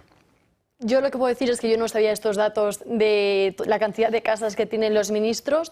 Me quedo bastante asustada porque como propietarios y como tenedores saben bastante, pero lo de legislar no tiene ni pizca de idea, porque precisamente han sacado una ley de vivienda al hilo de lo que estabas comentando, Luis, que va en contra del propietario, que quiere desproteger al propietario, garantizando la ocupación, como hemos visto en las manifestaciones de este domingo, ¿no? Que decía, no, vamos a dejar de pagar a nuestros rentistas. Eso es ocupar. Eso es ocupar. Pero luego es el propio gobierno de Pedro Sánchez quien se está manifestando contra el propio gobierno de Pedro Sánchez. Entonces, que se aclaren entre ellos. Tienen una división entre Sumar y PSOE que es inexplicable. Entonces, yo creo que si nos quieren dejar de marear, que vayan en una misma línea, y si no, que dejen a la vivienda, el asunto de la vivienda a las comunidades autónomas, que es quien tiene verdaderamente la potestad de legislar en esta materia, como así dice la Constitución. Bueno, vuelvo a incidir en que son políticas las que se están aplicando, que van contra la oferta y van aumentando la demanda, ¿no? Por algo que no es intuitivo, que es empobrezco a la población y les impido acceder a la compra. Entonces tienen que empujar en el lado del alquiler. Y esto es lo que estamos viendo. Estos señores que encima, bueno, al final el socialismo suele predicar, ¿no? Predicar una cosa y luego sus componentes, ¿no? Hacen lo contrario. Entonces yo predico que la propiedad inmobiliaria es mala, que el propietario se aprovecha, que el derecho de la vivienda poco más o menos es que tú, haces el esfuerzo de invertir en una vivienda, pero esa vivienda la tienen que ocupar otros porque es su derecho. En fin, o sea que lo que vamos haciendo es meter argumentario populista, ¿no? A personas que deberían ser capaces de entender, ¿no? los fundamentos económicos de este asunto. Y yo creo que en eso es donde está jugando. Bueno, quiero conocer vuestro punto de vista sobre una decisión trascendente la que se está produciendo en Europa. Ursula von der Leyen, la presidenta de la Comisión Europea, ha mandado una carta a los 27 países miembros para decirles, oye, vamos a cambiar de estrategia en esto de la inmigración ilegal. ¿Qué tal si organizamos fuera de las fronteras de la Unión Europea unos campos donde enviar la inmigración ilegal, exactamente como está haciendo Giorgia Meloni, que hoy ha mandado desde Italia los primeros 14 a un campo de esos para 400 plazas en Albania? Algo parecido pidió en el Parlamento Europeo Víctor Orbán hace poco. Y ahora resulta que doña Úrsula está retrocediendo pasos atrás de sus postulados políticos y, ojo, la apoyan Dinamarca, Países Bajos, Alemania y Francia. Por ahora, probablemente a muchos otros, así que lean la carta, les parecerá adecuado. ¿Quién tiene en contra a la señora von der Leyen? A España. O sea, lo podíais imaginar, ¿no? Paula, ¿qué te parece la iniciativa? No la conozco al pie de la letra, pero creo que todo lo que se haga con personas que sufren en otros países y en temas de inmigración tiene que ser con decisiones muy estudiadas y que sobre todo en cuanto nos vengan, claro, lo que ellos dicen es deportar inmigrantes fuera de la Unión Europea. Hasta donde yo sé, Albania ahora mismo es Europa, ¿no? Entonces tampoco Europa sí, Unión Europea. Claro. No. Claro. Pero habrá que ver también un poco cómo va a llevar el recorrido de la Unión Europea en torno a esos países. Y luego, en materias de legislación nacional y en materias de legislación autonómica, que lo que nos pasa en la Comunidad de Madrid es que sueltan a personas en territorios que casualmente son pueblos o territorios con signo político diferente al suyo y los dejan a su libre albedrío. No les cuidan y no les protegen. Y nosotros no tenemos otra cosa que hacer por ley, como personas, darles pues, no sé, unas nociones básicas de cómo vivimos en España, cómo vivimos en la Comunidad de Madrid, para que se adapten y protegerles, porque al final no dejan de ser personas. Pero también tenemos que tener cuidado con ese llamamiento y esta inmigración masiva que está haciendo tanto el gobierno de España como Ursula von der Leyen, sin tener mucha idea de lo que está proponiendo en esta medida. Fíjate, hoy, en las últimas 24 horas, no me hagáis ser más preciso, han llegado 2 cayucos al Hierro. 146 personas a bordo. Bueno, pues de las 146 personas a bordo, ambos cayucos, os voy a decir el número exacto de ciudadanos que son de Pakistán. Y me vais a decir, ¿Pakistán? ¿Y llegan a Canarias? ¿Desde dónde? ¿Cómo lo hacen, no? Bueno, lo hacen porque cuando tú quieres salir... Mira, aquí lo tengo el dato. De los 164, 65 son pakistaníes, que han dado media vuelta al mundo, porque les han dicho que aquí van a regularizar. Y se han arriesgado, seguramente se han gastado una fortuna en llegar hasta el cayuco y luego cruzar arriesgando su vida para llegar al Hierro. Esto no puede seguir así. Bueno, de los creadores del problema, ¿no?, vienen los que van a darnos la solución, ¿no? Hablo en particular de la señora von der Leyen, pero podemos aplicarlo a cualquiera. Y entonces, el asunto de inmigración al final, en esos países que han apoyado a la señora von der Leyen, pues efectivamente son Francia, son Países Bajos, son Dinamarca, es decir, que son países que han sufrido ya un giro político digamos que está fundamentado en este problema. Aquí todavía, bueno, como vamos por detrás, no, esto es como la ocupación. Es decir, decíamos que la ocupación, bueno, que eran 2 casos. Pues no, cuando ya fueron 2.000 o 20.000, pues entonces ya era un problema. Pero es que lo habíamos generado, habíamos legislado para incentivarlo. Aquí se ha legislado para incentivarlo y entonces pues estamos sufriendo esto. Y entonces conforme ya el estado de bienestar no sea capaz de sostener, ¿no?, a millones de inmigrantes, porque en Alemania son millones, o sea, no es como aquí que puedes decir es que son, bueno, aquí también son millones, pero allí es una... Entonces, claro, cuando son incapaces de sostenerlo, pues entonces las personas empiezan a girar su sentido de voto. A mí lo que me da pena, sinceramente, es que estén jugando con la vida de las personas que sufren en otros países y que cuando vienen aquí siguen igual. Que siguen igual sufriendo porque no están acompañadas por el gobierno que las trae. Si las trae el gobierno, que se haga cargo el gobierno o que haga legislaciones en esta materia y que nosotros, como comunidades autónomas, podamos decidir qué hacer con esas personas.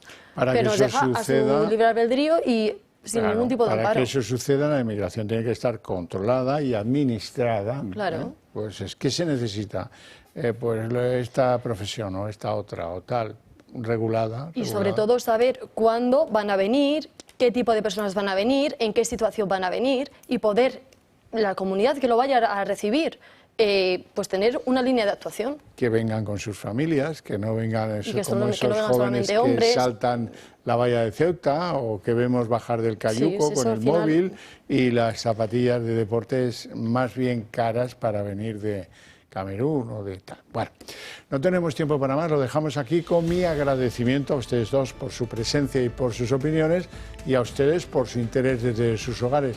Ahora, para ustedes tengo premio porque a la vuelta de publicidad llega el día en 30 minutos.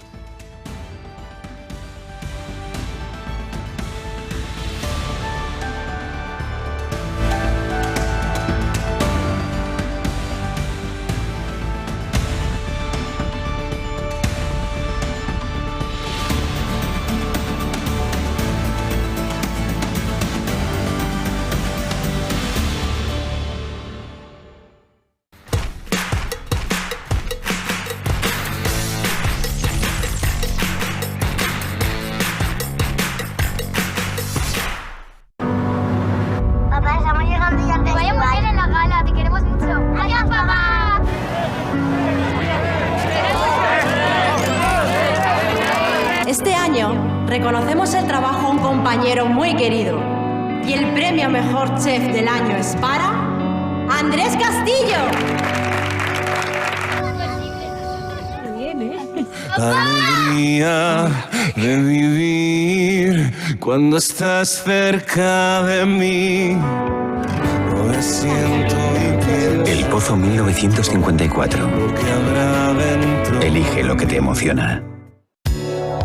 ¿Tiene usted problemas legales? En Durán y Durán Abogados le van a dar la solución que necesite. Miguel Durán y su amplio y profesional equipo de abogados pueden resolverle dudas, defenderle frente a demandas y denuncias de cualquier clase, asesorarle en todo tipo de contrataciones y hacérselo todo más fácil y sencillo.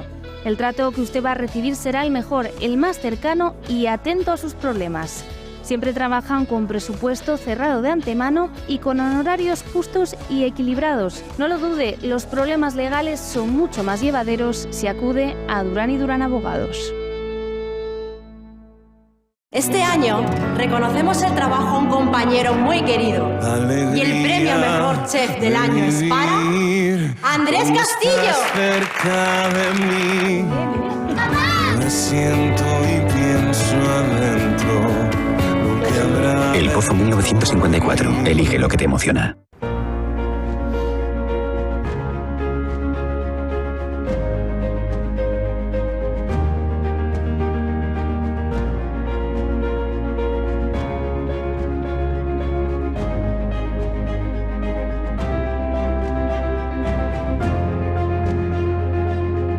Si enseña su carnet de socio del Club de Amigos, tendrá un 10% de descuento en el total de su factura. La actualidad internacional demanda que les contemos las noticias de la forma más seria posible. ¿O no? Tropiezos, confrontaciones y también alguna que otra celebración en Estados Unidos y también a su alrededor. Todos los hechos que suceden fuera de España con una mirada un pelín canalla. Y también con seriedad. De vez en cuando. Un repaso a todo lo que ocurre en nuestro mundo en 2 continentes. Morán Ópticos, tu óptica familiar de confianza. Con un gran equipo de profesionales ópticos optometristas, ofrecen a sus pacientes la mejor solución a su problema visual con ayuda de la mejor tecnología. Cuidamos de tu salud visual y auditiva. Además, cuenta con un gabinete audiológico cuyo objetivo es mejorar la comunicación y la calidad de vida de las personas con problemas de audición. Todos los socios del Club de Amigos tienen unas ventajas y descuentos sorprendentes. Ponte en contacto con Morán Ópticos, tu óptica de confianza. Te esperamos. Está harto de que le hagan esperar al teléfono, de que no le expliquen las ventajas de la contratación en sus seguros. Ahora puede contar con Incos. Le damos un trato personalizado y le ofrecemos un ahorro en sus seguros. Así que no espere más y llame a Incos al 91 032 69 47. ¿Gastas mucho en electricidad? Ahorra todo lo que quieras en tu factura de la luz con el autoconsumo remoto de Comunidad Solar. Te presentamos algo revolucionario, el autoconsumo remoto. Compra sus paneles solares en remoto y la energía que generen te la suministramos a 0 euros durante sus 30 años de vida. Has oído bien, tu energía a 0 euros durante 30 años. Es increíble, pero miles de miembros de Comunidad Solar pagan 0 euros por la electricidad. Compra ahora tus paneles remotos en comunidadsolar.es y súmate a la independencia energética. Redenger, la alternativa al trasplante capilar. Toma 2 cápsulas diarias de nuestros suplementos con el estómago lleno. Aplicar un mínimo de 3 veces a la semana nuestro revolucionario Serum Forte de forma generosa. Después de cuidar el cabello, evita lavarlo con champús tradicionales, repletos de sulfatos, parabenos y derivados del petróleo. Nuestro exclusivo champú Redenger contiene ingredientes beneficiosos para tu pelo. Disponible en parafarmacias de El Corte Inglés. Redenger, la alternativa al trasplante capilar.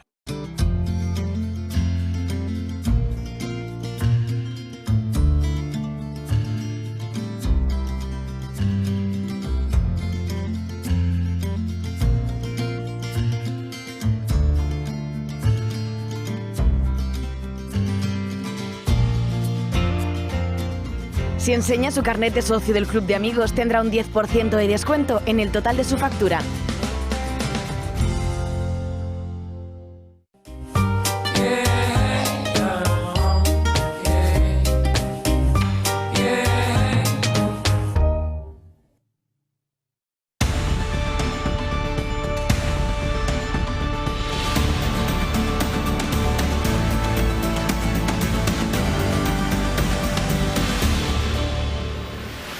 El día en 30 minutos. Ursula von der Leyen ha dado un giro a lo que ha sido su política en materia de inmigración. Ha mandado una carta a los 28 países miembros de la Unión Europea en la que les propone qué tal si creamos fuera de territorio de la Unión Europea unos lugares, unos centros, unos campos en los que ir enviando pues a la inmigración ilegal que reciben países como por ejemplo España.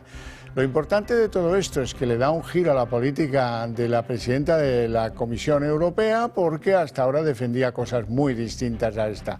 La apoyan quienes: Dinamarca, Países Bajos, Alemania, Francia y ya verán si no muchos más países de la Unión Europea. Algo está cambiando en materia de inmigración. Están copiando a Giorgia Meloni, que por cierto hoy empezaba a enviar inmigrantes ilegales a un campamento que han montado italianos y albaneses en territorio albanés, o están copiando lo que proponía Víctor Orbán en el Parlamento Europeo. Así es que atentos a lo que se cuece en Europa, porque quieren tomar decisiones en el próximo Consejo Europeo. Y aquí en España el gobierno de Pedro Sánchez rechaza de plano esa externalización de la acogida a migrantes. Hoy el gobierno se remite a ese pacto de asilo y de migración firmado por la Unión Europea, que aunque permite repartir los inmigrantes ilegales en toda la Unión Europea, no soluciona el problema de fondo. La no política de Pedro Sánchez es un fracaso y hoy se lo recuerda la propia von der Leyen, que le dice que hay que llegar a acuerdos más potentes con los países de origen. El Partido Socialista, pese a la crisis migratoria que está en estos momentos viviendo Canarias, hace cero autocrítica. España ha manifestado además su posición en contra de contemplar esa creación de centros en terceros países y desde luego lo que vamos a seguir defendiendo en Europa es esa aplicación humanitaria y solidaria del Pacto de Migración y Asilo. La política de migración en España está funcionando, tanto es así que se ha conseguido corregir el 40% de las salidas irregulares en estos países. Bueno, giro radical en la política migratoria europea el de hoy. Esta que van a ver es la carta que von der Leyen ha enviado a los 27 y en la que se abre por primera vez a externalizar la acogida de inmigrantes fuera de territorio comunitario. La creación de estos centros de deportación, se lo contábamos en la apertura, es algo que respaldan una docena de Estados miembros, entre ellos las principales economías y de los que España se ha desmarcado por completo. Italia, de hecho, ha sido la primera en implantar este modelo. Un buque de la Marina ha partido este lunes con los primeros 16 migrantes que ocuparán el centro de 880 plazas que Italia ha levantado en Albania. 800 millones de euros les va a costar esto. También Reino Unido trató de implantar las deportaciones durante el mandato de Rishi Sunak.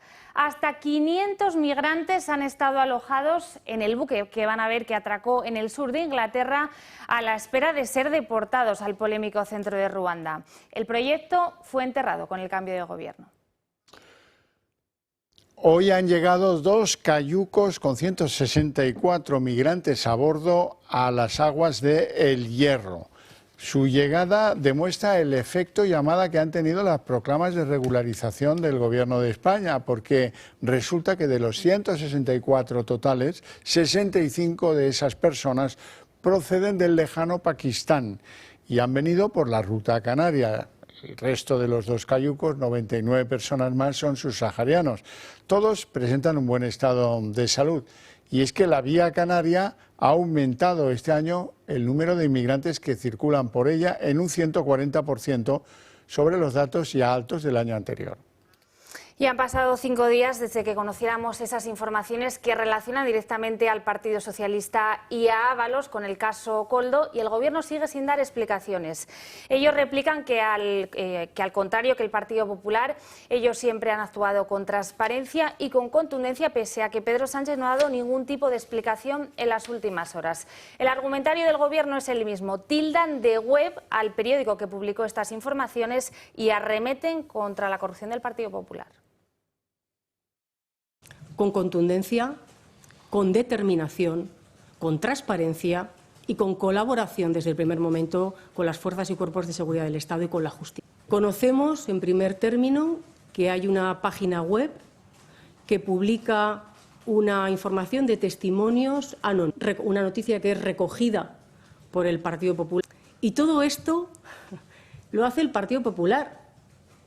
El Partido Popular de la Gürtel, el Partido Popular de la Púnica, hasta 38 causas pendientes de juicio.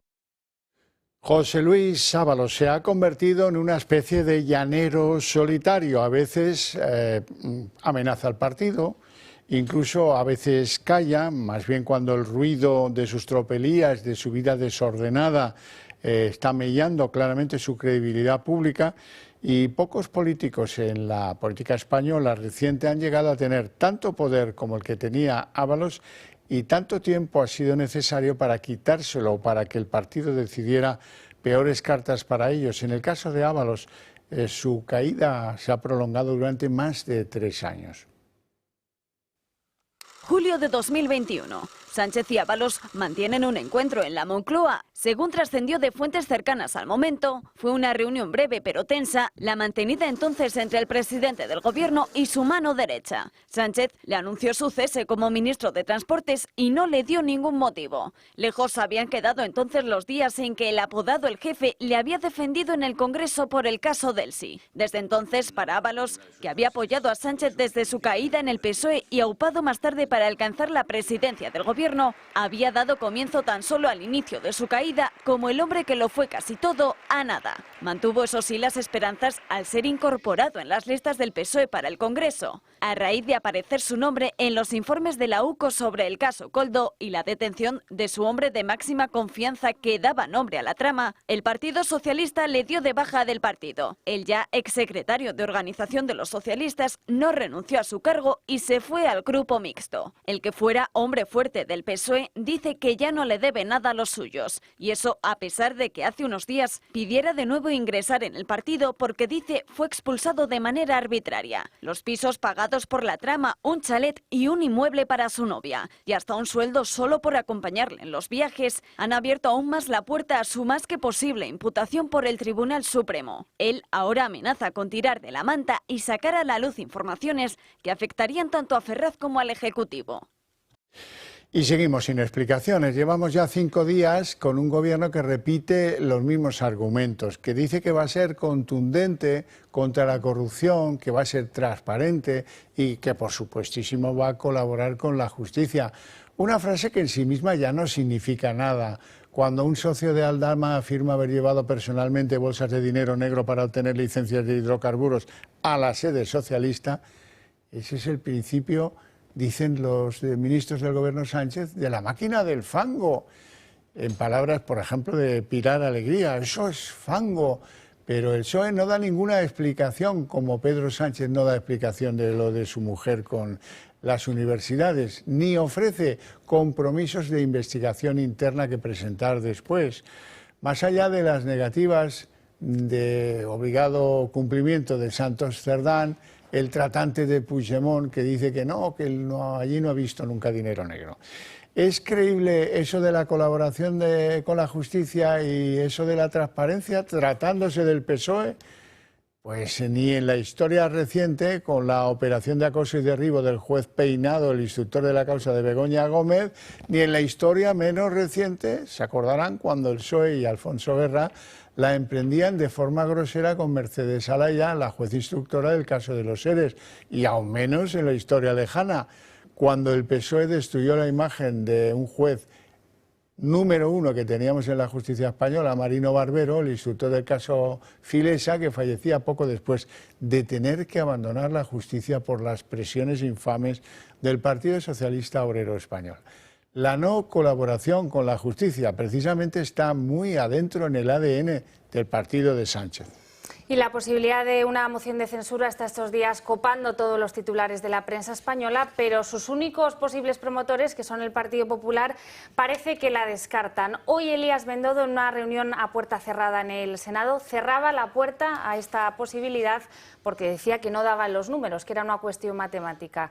Sus otros potenciales socios en esta moción de censura, tanto Junts como Vox, no lo tienen claro. Vox dice que no está dispuesto a llegar a ningún tipo de acuerdo con los separatistas, mientras que Junts parece que no lo ve tan negro. Junts vacila con acercarse al PP y apoyar una moción de censura para echar a Sánchez de la Moncloa. No descartamos absolutamente nada. Nuestros votos no pueden ser dados por hechos en ningún caso. Y creo que esto ahora ya está el Gobierno empezando a comprenderlo.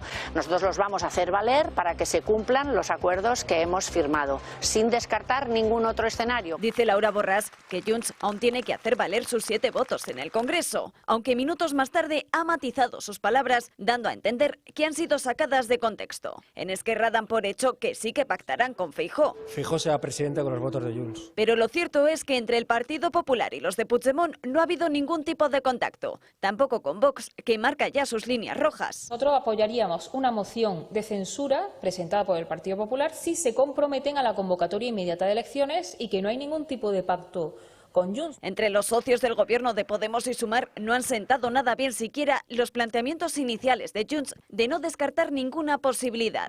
Por nuestra parte no tenemos nada que comentar, salvo que no nos esperen allí. Junts no puede ser la masa con la que se haga el pastel de la ultraderecha con la derecha ultra. Para los de Sánchez no hay novedades al respecto de una moción de censura, dice su portavoz en el Congreso, Patxi López, que Junts siempre intenta jugar al despiste. Dice, hombre, que el gobierno no dé por supuesto que tiene nuestros votos, pero esto nos lo lleva diciendo desde el primer día. Y lo cierto es que en el gobierno un cambio de guión del grupo independentista podría dejar la legislatura pendiente de un hilo. En Moncloa no se muestran preocupados. Yo no veo a Junts queriendo volver al pasado, volver al año 2017 de la mano de Vox y del Partido Popular. El único escape de Sánchez sería sacar adelante los presupuestos. No se dan los datos, hay una moción de censura, pero la cuestión de confianza verdadera que va a tener el gobierno son los presupuestos.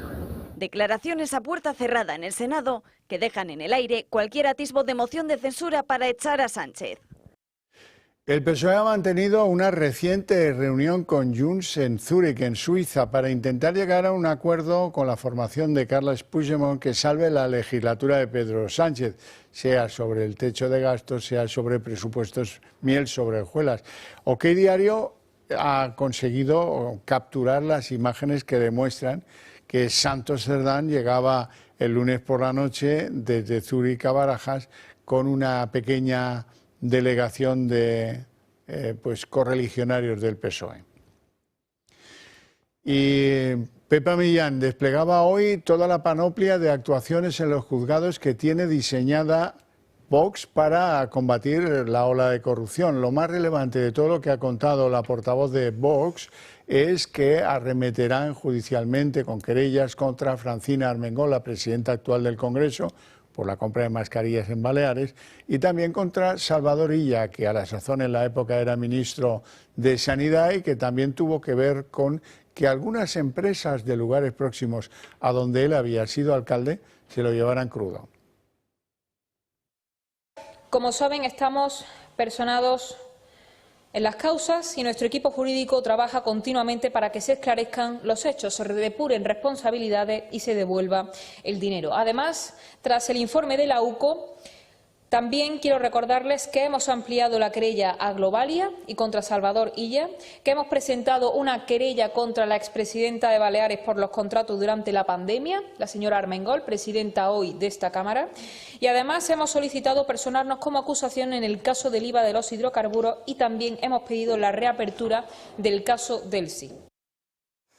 Y la Mesa del Congreso desoye el veto del Senado y envía directamente al BOE esa reforma para excarcelar en los próximos días a más de 44 etarras.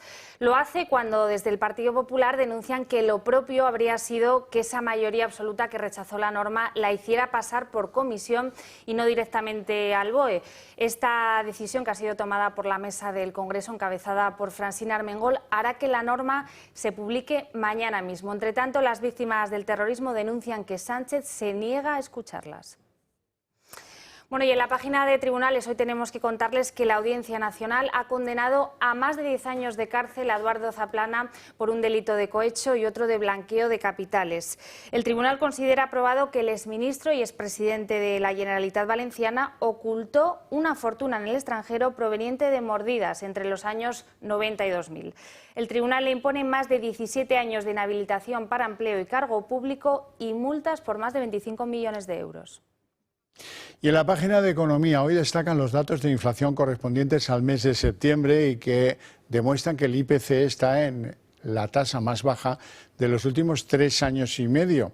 El IPC ha quedado consolidado en el 1,5% y se desacelera gracias al abaratamiento de las gasolinas, los diésel, el gas, en fin, de todas las energías. ¿Qué pasa con los precios de la alimentación? Pues aportan un poco más del 1,5, están en el 1,8, es decir, que no es que se abaraten, sino que crecen a menor ritmo y lo hacen de una manera pues mucho más sobria, la que más sobria se conoce desde octubre de 2021. La inflación subyacente, que es la más interesante a la hora de valorar fenómenos más concretos, ya saben que la subyacente es deducido los precios energéticos y deducidos los precios de los productos frescos.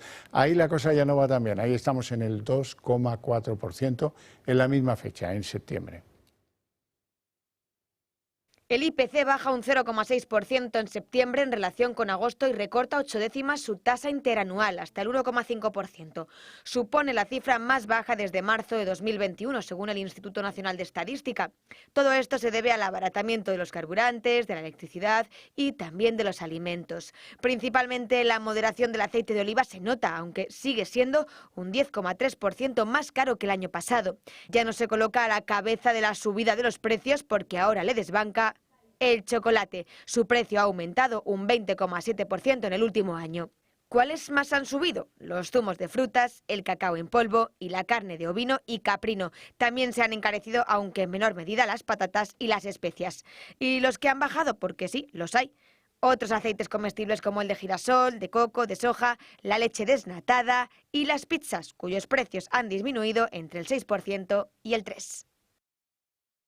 Y Nicolás Maduro vuelve a la carga después de denunciar que España celebre el 12 de octubre el Día de la Hispanidad. Ahora asegura que deberíamos pagar una serie de reclamaciones por los saqueos, el esclavismo y otra serie de prácticas que según él se llevaron a cabo después de que Colón llegara a América en el 92.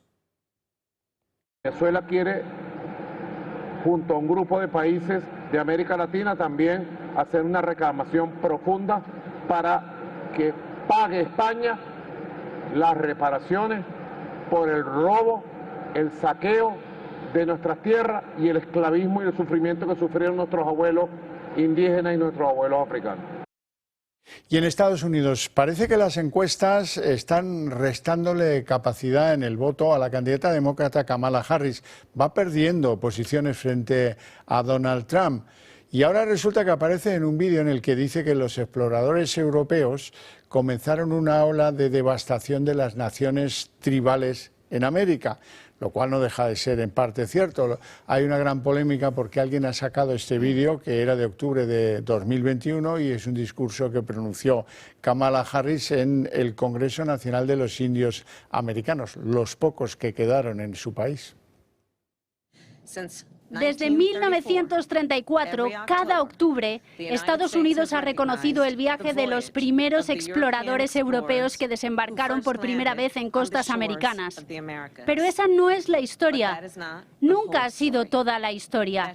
Esos exploradores desataron una ola de devastación contra las naciones tribales, perpetraron violencia, robaron tierras y extendieron enfermedades. Israel publica un vídeo de un túnel en el que Hezbollah guardaba diversas armas a escasos metros de uno de los cuarteles de la ONU en Líbano. Desde el gobierno de Netanyahu defienden que los cascos azules no están cumpliendo con su misión en Líbano y que están permitiendo que se lleven a cabo esas incursiones en territorio israelí. Ya saben que en estos momentos Europa está presionando para que cesen esos ataques, mientras Israel defiende que Hezbollah está usando a los cascos azules como escudo. Marina, ¿cómo ha llovido en Cádiz? Efectivamente, la provincia de Cádiz ha registrado nada más y nada menos que 60 litros por metro cuadrado en las últimas horas. Son las consecuencias del huracán, ahora convertido en borrasca Leslie, que está azotando y con fuerza tanto en Andalucía como en Extremadura. Ojo, porque a partir de mañana las precipitaciones van a ser generalizadas en toda la península. A partir del jueves habrá que sacar el abrigo porque empiezan a bajar las temperaturas. Bueno, y hasta aquí el día en 30 minutos. Les deseamos una feliz noche a todos, especialmente a los que quieran seguir con la señal del Toro Televisión. Y les dejamos con En Dos Continentes como cada noche. Que descansen. Gracias.